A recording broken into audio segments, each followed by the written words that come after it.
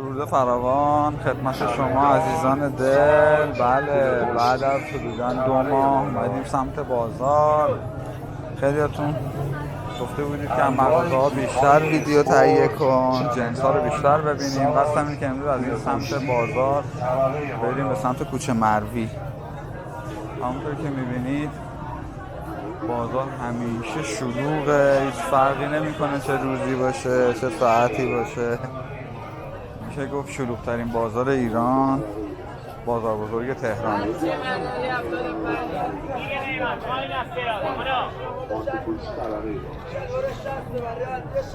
انقدر که شلوغه جا نیست من حرکت کنم. حتی اون پیاده رو، اون که عرض پیاده رو فکر کنم 10 متری داره، با این حال همه پیاده رو شلوغه. اینجا هم که آب خنک و نوشابه خنک. اینجا نوشته مانتو همه رقم 75 تومن 70 تومن. اینجا نمیدونم چی میفروشه ولی هرچی میفروشه خیلی هم شلوغه. دستفروش هم که همیشه حضور دارن. به به خوشمزه ها.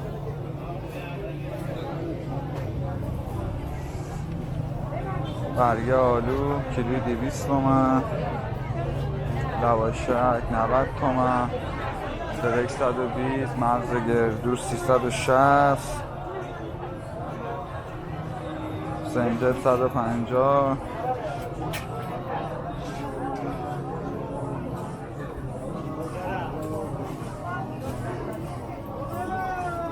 اینجا هم که چلو کبابی مسلمه، یکی از نوظهورترینا. الان تازه ساعت 10:11 صبح، برای همین زیاد شلوغ نیست.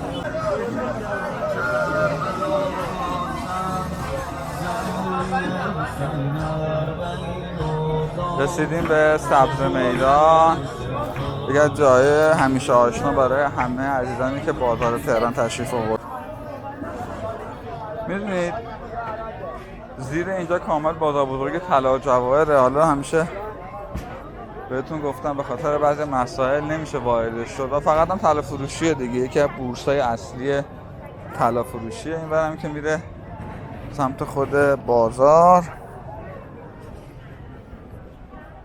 خبری هم از دلالای دلار و سکه و اینا اینجا نیست. اینجا همیشه شلوغ بود، جا نبود قدم بدم. نه هستش، خبر هست. آفتاب اینجا رفتن اون گوشه. و قبل اینکه بریم سردر بازار رو ببینیم، ویدیو زیادی از بازار دارم.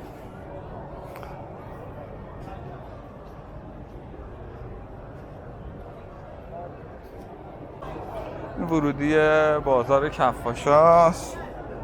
اون سمت هم بهتون گفتم همون دلاله دلار هستش که به خاطر اینکه از سایه استفاده کنن اومدن این گوشه. بگذاریم بریم سمت کوچه مروی. هوا خیلی گرمه، اصلا قابل مقایسه نیستش با هوای تبریز که من به تازگی برگشتم.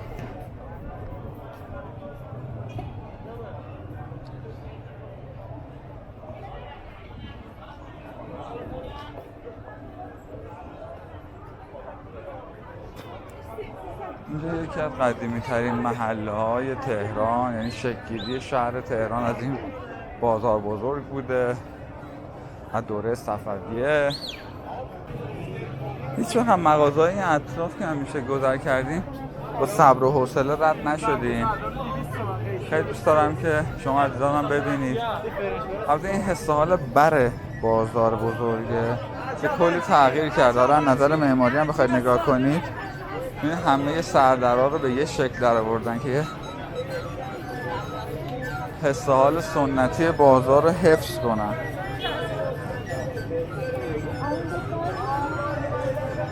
جلوتر هم که ورودی بازار بزرگه.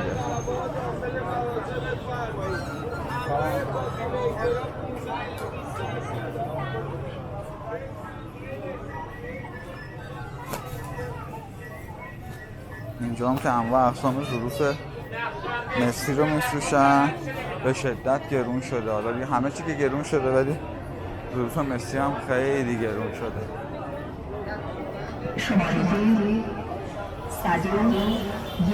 مردم از ساعت 11 صبح دارن نهار میخورن. البته اینا که نوشیدنی، ولی اینجا شماره‌ای که خون برای صف نهار بود. من اگه دست چپون زیاد نشون نمیدم شلوغ پر از جمعیت، خودتون میبینید. ایرانا تیشرت ها باریس ها 180 تا هر چی لباس مردونه انواع اقسام نوشیدنی های خنک واقعا میچسبه. خاکشی، تخم شربتی، آب طالبی، یخ در بهشت.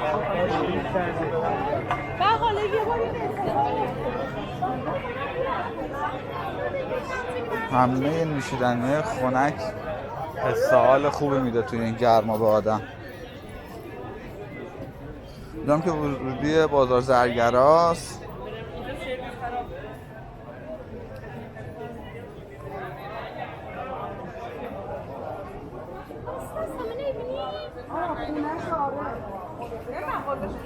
چیزی هم که فکر نمی‌کنم جای تغییر کرده باشه تو بازار زرگرا. همون تلافروش‌ها هستن و میره وارد بازار میشه. میبینی که بازار انقدر بزرگ و انواع اقسام صنف‌های مختلف داره که حد نداره.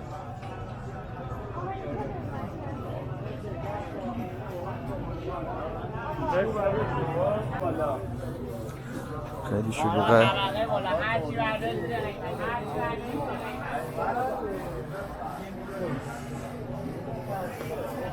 اینجا هم ورودی بازار بزرگ. باش داد نزن، من اینجا هم دیگه دست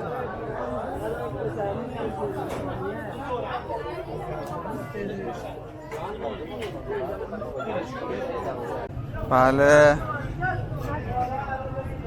رسیدیم سر خیابون ناصر خسرو، میریم داخلشو بریم به سمت کوچه مروی. اینجایی که روبرومه ایستگاه این ماشینای برقیه که الان تو تصویرم یه نمونهشو نشونتون میدم. اینجا تا غروب ماشینا حق ندارن رفت آمد کنن. فقط این ماشین برقی ها از سمت مترو توپخونه از سمت 15 خرداد میرن تا چهارراه سیروس. هزینه‌شون هم هزینه بلیط اتوبوسه دیگه، فکر کنم 2000 خورده ای باشه. بله وارد خیابون ناصر خسرو شدیم. یکی از خیابونایی که معروف به دارو هم هست. یعنی خیلی داروهایی که پیدا نمیشه اینجا پیدا میشه، ولی متاسفانه اصلا نمیشه اطمینان کرد. یعنی تاریخ گذشته ممکنه باشه، اصلا ممکنه سرتون کلاه بذارن. منم خاطره خوبی از اینجا ندارم. این اوایلش بورس اسارا یا عمده فروشه عطر و ادکلونه. بعد یه سریاشون هم مغازه های الکتریکی و ارزم به حضورتون وسایل آزمایشگاهه. اینا رو میگم واسه عزیزانی که حالا یه موقع تهران تشریف ندارن یا میان برای خرید بدونن حالا بعضی چیزا عمده فروشه هاشون کجا. سمت چپ خیابونم که پارچه فروش و شلوار فروش و اینجور چیزا هستش.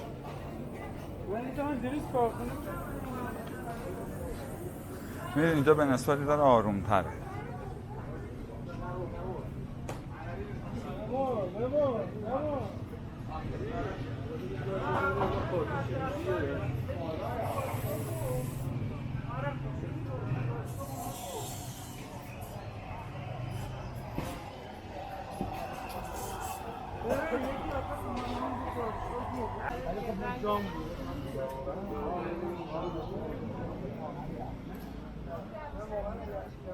من آرامش این ور بیشتر دوست دارم.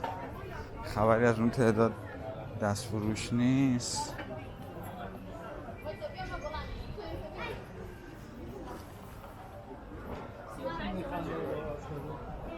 اما عطر ادکلونیه که بهتون گفتم.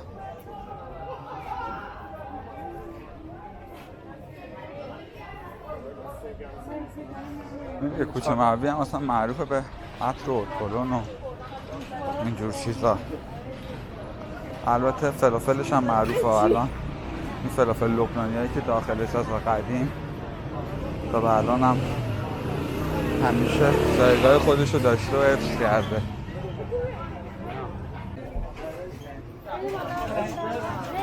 نمیدونم چقدر تغییر کرده نسبت به اون چیزی که شما عزیزان خاطرتون هست. این کوچه مربی که الان میریم داخلش، این جلو میدونی که همیشه بوده، نماد بازار که مجسمه است.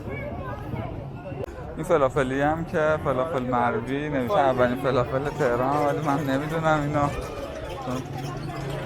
اطلاع خاصی ندارم، ولی میدونم جزء پرفروش‌ترین هاست اینجا. یعنی همین الانش توش پر از مشتری بود. هنوز ظهر موقع ناهارم نرسیده.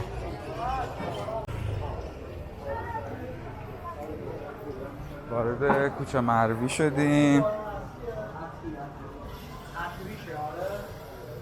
بوی قهوه خوب شده، انواع اقسام جنسایی که وارداتی هم اینجا میتونید پیدا کنید. شکلات، کافی، چای، هر چیزی که شما فکرشو بکنید. ما پر از این اتکلون فروش هست. امیدوارم که وضعیت بچه‌های کار خیلی بهتر از این باشه که الان هست.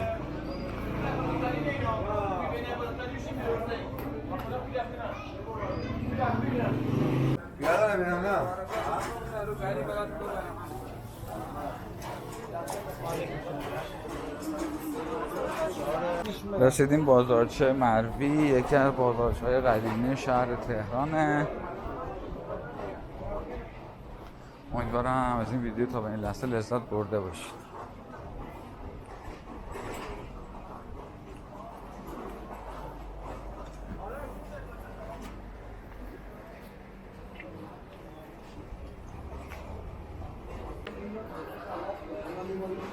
وارد بازارچه شدیم. میبینید که یه جایش کاملا مرمت شده، خوبه، رسیدگی کردن به کوچه حق پرسته. این فلافل لبنانی اکثرا یادم یکیش اینجا بود، بغدادی البته، نمیدونم دقیقا کجا بودم، ولی پر از این فلافلی های خوشمزه. فلافل بیروت جلوتره. دارم که میره وارد کوچه های محله اودریجان میشه اگه اشتباه نکنم.